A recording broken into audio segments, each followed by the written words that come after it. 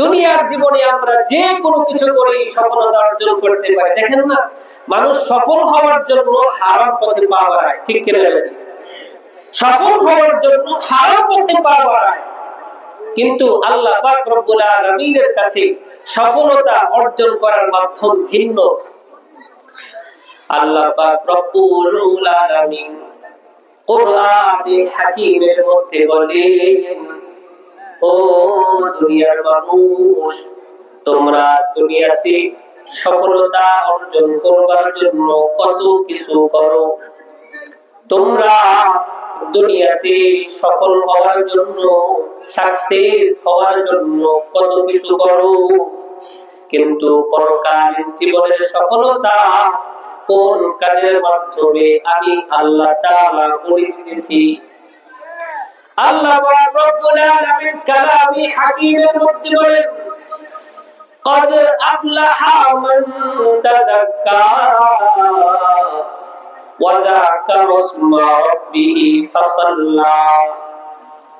দুনিয়ার জমিনে যারা সফল হওয়ার জন্য বিভিন্ন ব্যবসায়িক কাজকর্ম তোমরা করে থাকো, কিন্তু আমি আল্লাহ তাআলার কাছে ওই ব্যক্তি সফল হতে পারবে যে ব্যক্তি পরিচ্ছন্ন হৃদয় নিয়ে আমি আল্লাহ তাআলার সামনে হাজির হইতে পারবে। সুবহানাল্লাহ। পরিচ্ছন্ন হৃদয় নিয়ে আল্লাহ তাআলার কাছে যাইতে হবে, এমন একটা হৃদয় থাকবে যে হৃদয়ের মধ্যে কোনো হিংসা থাকবে না, কোনো বিদ্বেষ থাকবে না, যে হৃদয়ের মধ্যে শুধু থাকবে আল্লাহ এবং তার রাসূলের ভালোবাসা, যে হৃদয়ের মধ্যে থাকবে কোরআন এবং নবীর সুন্নতের প্রতি মহব্বত। এমন পরিচ্ছন্ন হৃদয় দিয়া যদি আপনি আমি আল্লাহর কাছে যাইতে পারি, আমার মালিক কোরআনে বলেন ওই ব্যক্তিটা আমি আল্লাহ তাআলার কাছে সফলতা অর্জনকারী হিসেবে বিবেচিত হবে। চিল্লায়া বলেন সুবহানাল্লাহ।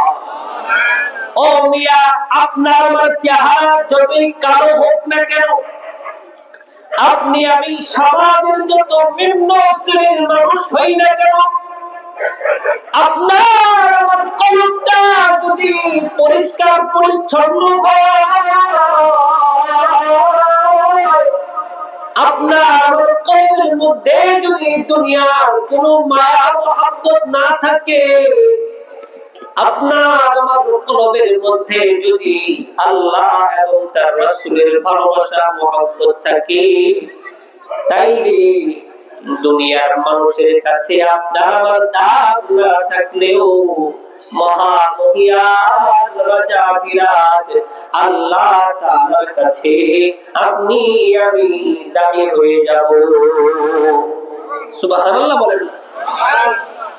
দুনিয়াতে হাজার হাজার মানুষ আছে, সাদা চামড়া, লাল চামড়া, কলবটা যদি পরিষ্কার না থাকে আল্লাহ তাআলার কাছে দাম পাবেনি। চেহারাটা অতিশয় কালো, শরীর থেকে দুর্গন্ধ বের হয়ে যায়, পরিষ্কার পরিচ্ছন্ন কোনো কাপড় নাই, কিন্তু কলবের ভিতরে আল্লাহ তাআলা এবং তার রাসূলের ভালোবাসা আছে। এমন মানুষের দাম আল্লাহ তাআলার কাছে কম না বেশি? চিল্লায়া বলেন কম না বেশি? এমন একজন মানুষ এই জমিনের বুকে ছিলেন, তার নাম হচ্ছে হযরতে বেলাল। নাম শুনেছেন আপনারা? পয়গম্বর সাল্লাল্লাহু আলাইহি সাল্লাতু ওয়াস সালামের একজন সাহাবী বেলাল হাবশী। চেহারাটা এত কালো ছিল, কথা বলার সময় যখন দাঁতগুলো বের হইতো তখন শুধুমাত্র সাদা একটা জিনিস দেখা যাইতো, এছাড়া এই চেহারার মধ্যে শুকনো কোনো জিনিস চোখে পড়তো না, এত এত কালো ছিল হযরতে বেলাল।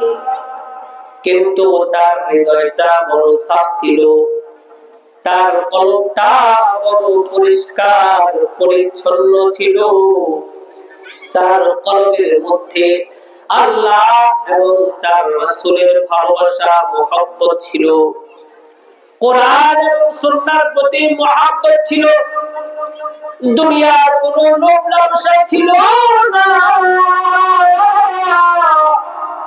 দুনিয়ার কোনো মায়া মহব্বত ছিল না।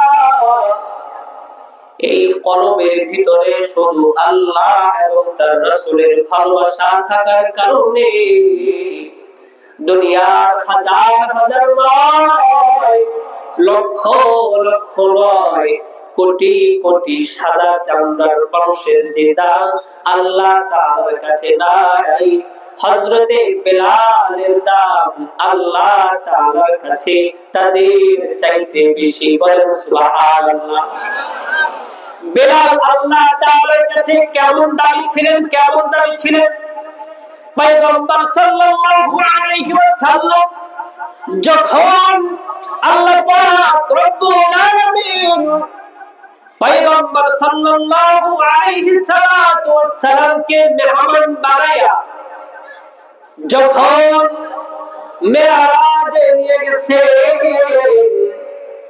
মেরাজে যাওয়ার পরে নবীজি যখন জান্নাতের নিয়ামতগুলো দেখতে পাইলেন, জান্নাতের ভিতরে ঢুইকা নবীজি একজন মানুষের পায়ের সাউন্ড পাইলেন। নবীজি সাল্লাল্লাহু আলাইহি সাল্লাতু ওয়াসসালাম দেখলেন এই মানুষটা দুনিয়ার অন্য কেউ নয়, ইনি হচ্ছেন রাসূলের সাহাবী।